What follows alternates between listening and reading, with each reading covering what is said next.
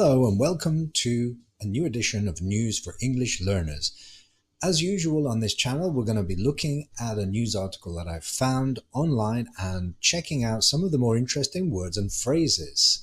Follow along with me and hopefully you'll be able to expand your knowledge of English vocabulary and perhaps even increase your fluency. English has a vast lexicon, and that actually can be very useful when you are struggling with a second language because, of course, sometimes we get blocked and we need an alternative word, an alternative phrase. So it's always good to have a great knowledge of synonyms or alternate phraseology. So let's delve into this week's article. The title is Cleaning Up the Great Pacific Garbage Patch. Here we go with the first paragraph. A non-profit environmental organization called the Ocean Cleanup has announced that they are on track to eradicate the infamous Great Pacific Garbage Patch. This sprawling mass of waste floating between California and Hawaii has long been a symbol of the urgent need for sustainable practices. The group, comprised of scientists, engineers, and dedicated volunteers, has been working tirelessly to develop and deploy innovative technologies that can effectively collect and process the plastic debris. Their approach combines large-scale netting systems with smaller, more agile cleanup devices, all designed to work in harmony with the ocean's natural currents. These systems are not only removing visible waste, but also microplastics that are often ingested by marine life, leading to a healthier ecosystem. So if we look at the first phrase we have up here at the top, this is on track. Now, track in isolation can refer to something like the metal rails that a train travels on. When it's transporting people or goods, the train travels on a track. And also it can refer to the path that people follow when they are walking through a forest or perhaps in the mountains. It's a lot easier to walk on a track because other people have walked that path before you and it's easier to follow. In this sense, it's used slightly more idiomatically because when we say a project is on track, that means that it's making progress towards its ultimate objective. So imagine it's a little bit like that train we referred to before, traveling on the track, stopping at each station on the way until it reaches its destination. So it's always good for a project to be on track. Of course, when we plan a project, sometimes we come up against issues or unexpected problems, but if we manage to solve those, then we can keep the project on track. In this case, the Ocean Cleanup has announced that they are making progress in their objective to get rid of or eradicate the Great Pacific Garbage Patch. So that brings us on to the second word that I've highlighted here. This consists of two words. The second word, patch, can refer to an area of land, or in this case, an area of sea. Sometimes you will also see it used to refer to a piece of material that can be used for repairing clothing. If you have a hole in your trousers, you can sew on a patch that will repair it. It covers the hole.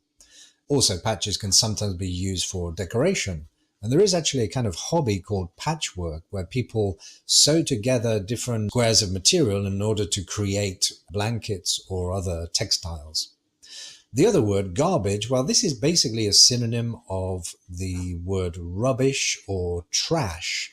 Now, in the UK, when we refer to those things that we throw away, like food waste or plastic bottles or tin cans, these items are collectively known as rubbish. Sometimes they're recycled or sometimes just thrown in with the general waste.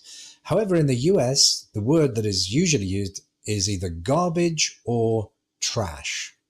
So a garbage patch, therefore, is an area full of rubbish or waste. And this area happens to be in the Pacific. Moving on to the third word, we have sprawling. Well, this is an adjective, and sprawling can sometimes be used to describe cities.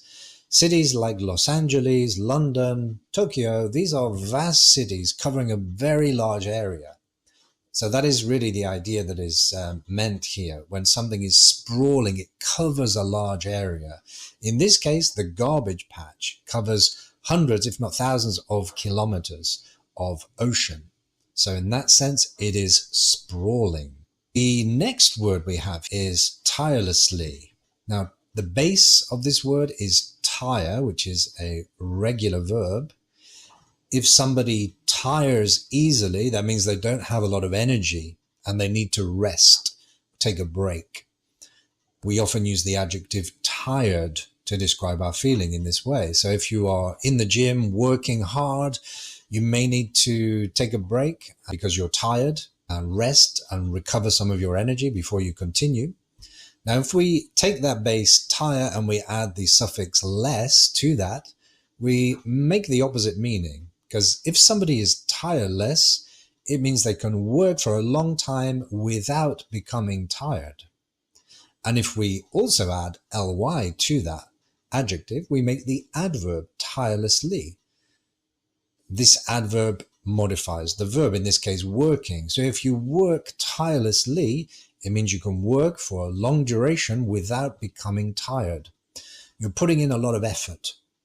And in this case, it's the volunteers and the engineers and the scientists who have been working tirelessly in order to develop the technology behind this procedure. So moving on to the penultimate word, we have agile. Now, agile is an adjective and it can be used to describe the movement of people or animals. If the person or animal moves very quickly and can maneuver freely, we would say that this person or animal is agile. A good example of an agile animal would be a cat, because cats are very good at climbing and squeezing into small spaces and maneuvering very carefully without falling. In this case, the agility refers to the devices that have been invented in order to collect the rubbish or the garbage. These devices, being agile, can move around the ocean very freely and maneuver quickly in order to pick up the garbage. And these devices have been designed to work in harmony with the ocean's natural currents. So I suppose this refers to the fact that the currents or the movements of the water in the ocean tend to collect the rubbish in one area. And the technology, I guess, is designed to take advantage of that in order to make it easier to pick up the rubbish. So when we talk about things or people working in harmony, what we're really referring to is the fact that they are working very well together. They are positively reinforcing each other and coordinating their efforts. Harmony is often used to refer to music. If a group of people sing in harmony, that means that their voices are complementing each other in order to create a melodious tune. And equally, if people work in a team harmoniously, then they will be complementing each other's skills, communicating effectively, and coordinating their efforts in order to reach their common objective. So it's always good to work in harmony if you are taking part in a group effort. So let's move on to the second paragraph now.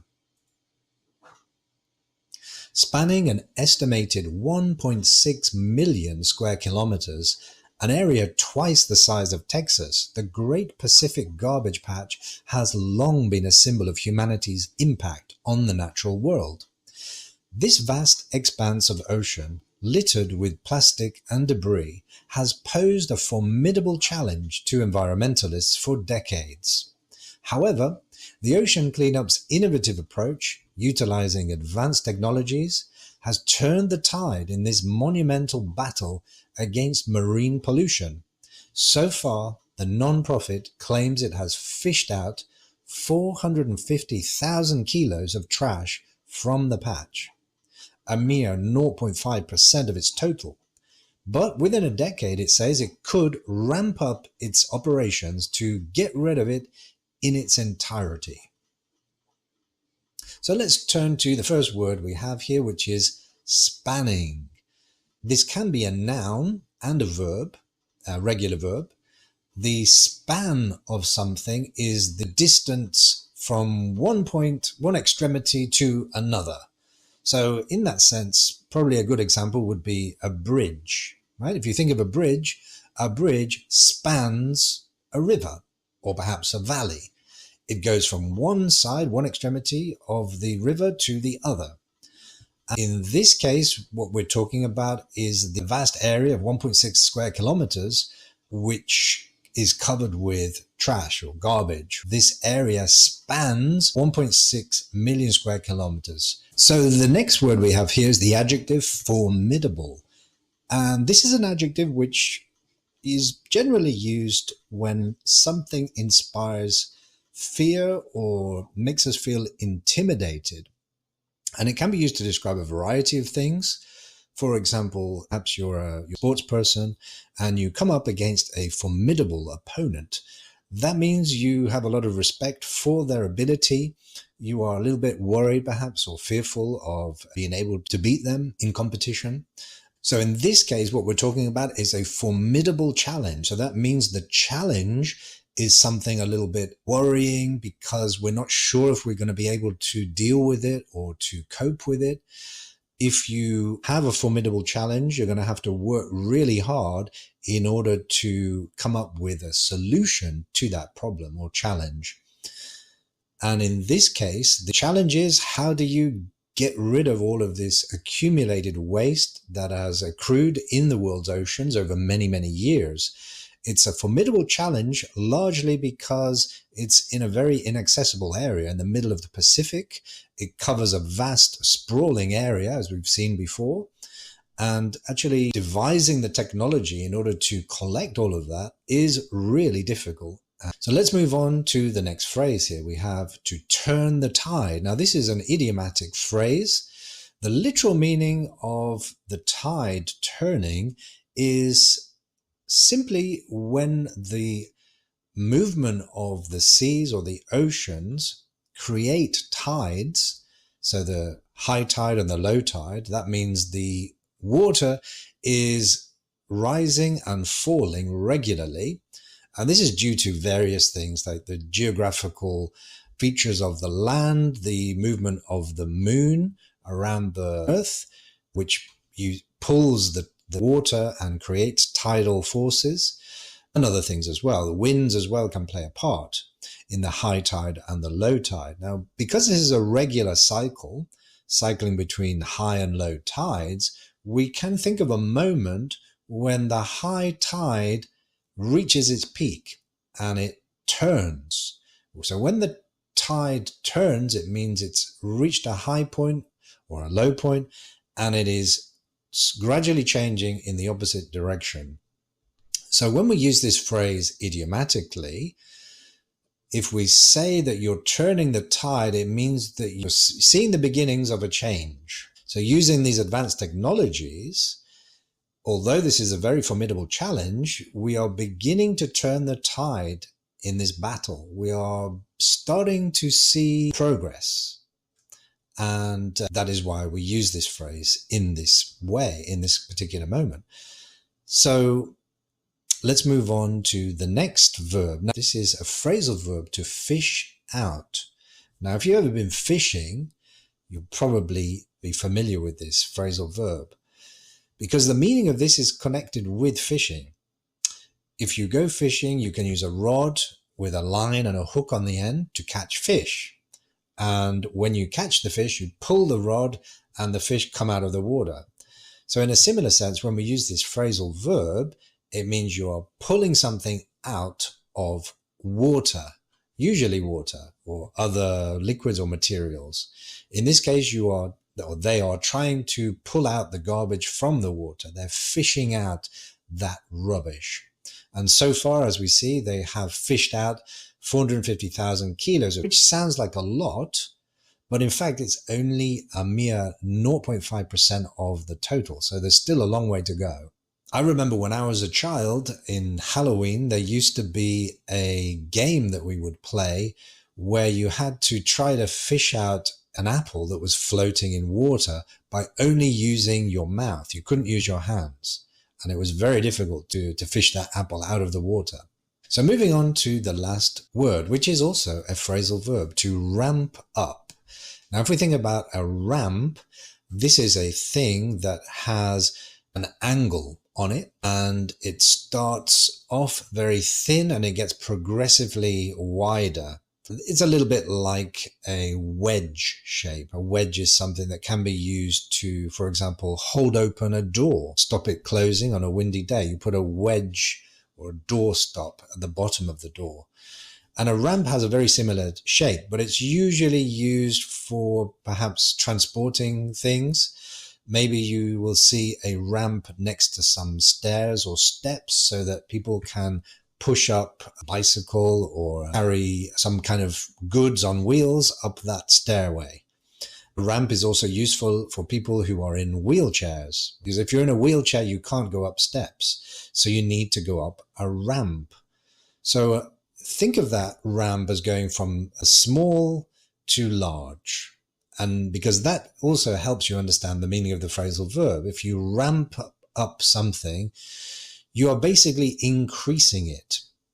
And in this case, the company is hoping to increase its operations and expand its efforts in order to collect more and more of the garbage from the ocean. If a company sees an increasing demand for its product, then it will have to ramp up its production in order to meet the demand. It will have to increase that production very quickly. So let's move on to the final paragraph.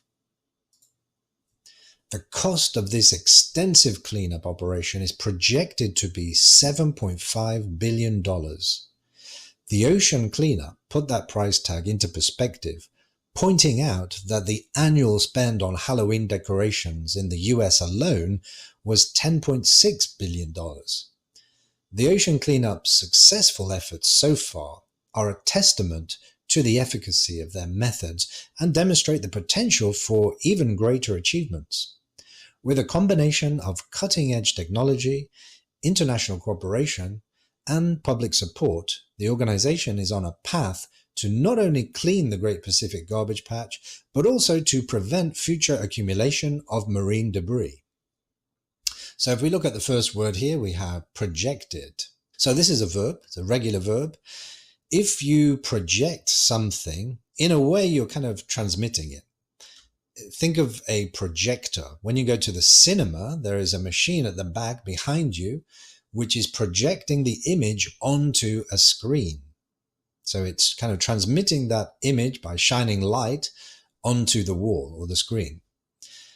In this sense, that's not exactly what we're talking about, because we also use the word project in another sense. If you project or make a projection, you are predicting what is going to happen. So this word is often used in business because businesses need to plan for the future. So they project how much a project is going to cost. They make an estimate of that. Their projection can be accurate or not, depending on how good their information is. They can also make a projection for their profits for the next quarter as well. So it's very similar to prediction or forecast. And in this case, the projection is about the cost of the cleanup, which is $7.5 billion, which seems like a lot of money. But the point of the article is that if you put that into perspective, if you compare it to other things, then it doesn't seem such a lot of money.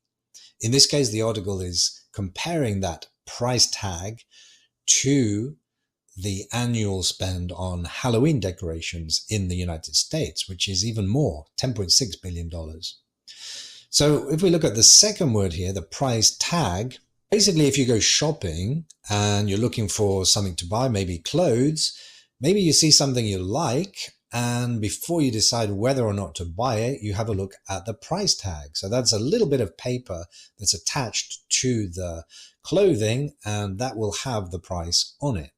So that is a tag, something usually made of paper or plastic or some other flexible material that is attached to something else. It usually gives information, such as the price. The third phrase we have here, this phrasal verb, pointing out, is a phrase that is pretty closely connected with the verb. In fact, if you point at something, you use your finger to indicate. And in a similar way, if you point something out, you're also indicating or drawing attention to something. Not necessarily with your finger, however. It could just be verbal.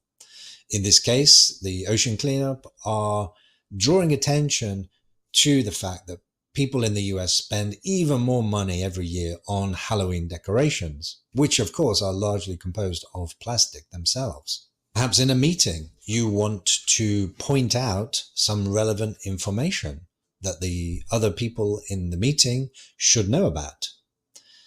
So it is often used in discussions when you want to highlight or perhaps indicate that you think something is important. So it's a very useful phrase when you're giving your opinion. So if we look at the last word we have here, it's testament.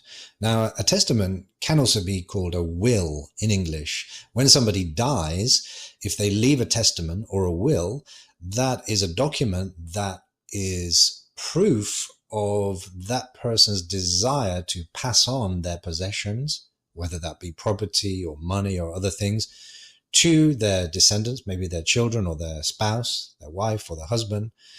So in that sense, it is an official document that provides proof. And in this sense, it's used a little bit idiomatically, but with a similar meaning, because it also refers to proof. If we say something is a testament to something else, it means it is proof or evidence of that.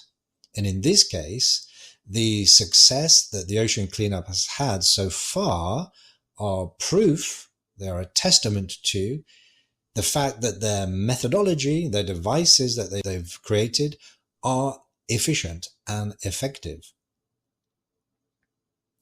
So that's it for today. We've reached the end of today's article. I hope you've enjoyed it, and I hope you have learned a few new words along the way.